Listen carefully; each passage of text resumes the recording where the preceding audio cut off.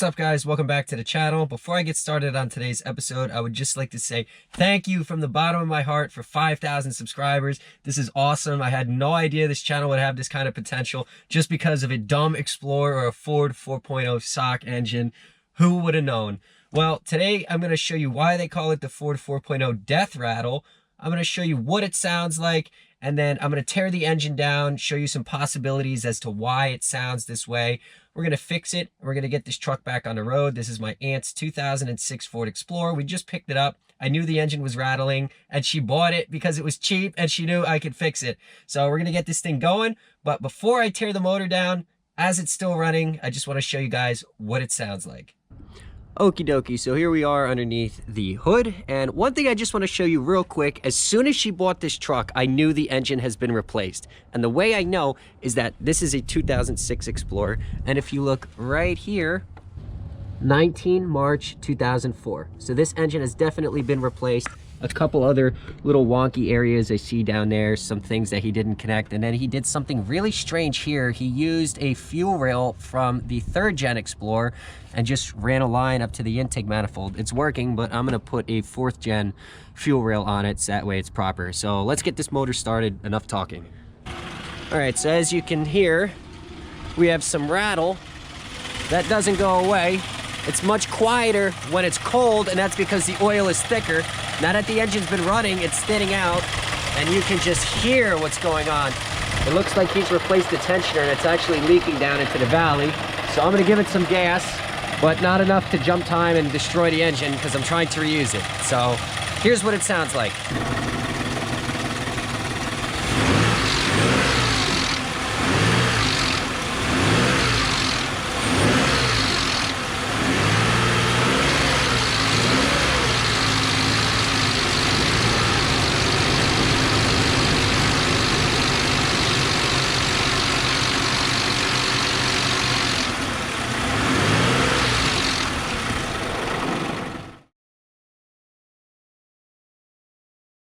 I don't know what it is.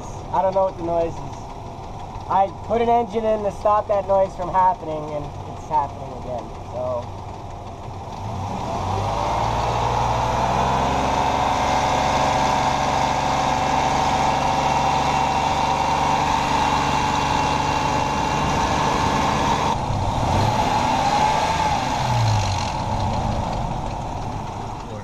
All right, so as you can hear, she's hurting. That's what Ford 4.0 Death Rattle sounds like. And before I clog the pickup tube or jump a tooth and trash the motor that I'm trying to save, I'm going to shut it down. We'll get it in the garage, and I'll start tearing the motor down and show you guys what broke, what made that kind of noise. So I'll be back in a little bit. All right, what's up, guys? It's been about 3 days, and as you can see, this is the same Explorer without the Death Rattle anymore. Reason being is because I removed the engine, and I put the one in that I actually built in my how to replace your head gaskets and timing chain video. So the proof is in the pudding. As you can see, it runs absolutely fantastic. So it's the proof that the techniques used in my videos do work, and if you take your time, you can achieve a quiet, smooth running motor just like I do. So now that I have the Death Rattle motor out of the truck, I opened it up and I want to show you what I found. Let's go. Wow, somebody's got money. Not this guy. All right, here's the deal. I just don't understand. Change your oil every 3,000 to 5,000 miles, okay? You can literally go to Walmart and get a 5-quart jug of oil, which is what you need, for $14, and a Super Tech oil filter for $2.97. It's not that expensive. This is what happens when you don't change your oil.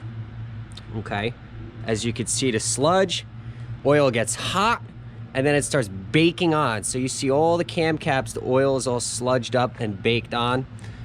The cam itself, the sprocket for the timing chain. Now, there's a small piece of plastic chip there, small piece of plastic chip there. That's not our problem. The problem is back here. Okay, so this is typical. As you can see, the guide is non-existent anymore. We're grinding down the upper positioning bolt. But this is really what blew my mind.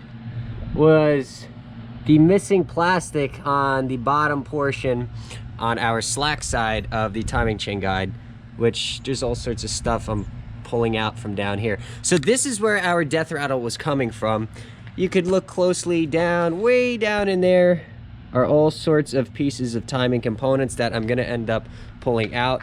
But guys, come on, don't just change your oil, and if you hear the noise, don't just keep driving on it. But at this point, I have to ask myself, do I want to salvage this motor? I'll have to pull a cam cap, a rod cap, look down in the oil pan and see how bad things are down there. Other than that, I mean, that's where our noise was coming from.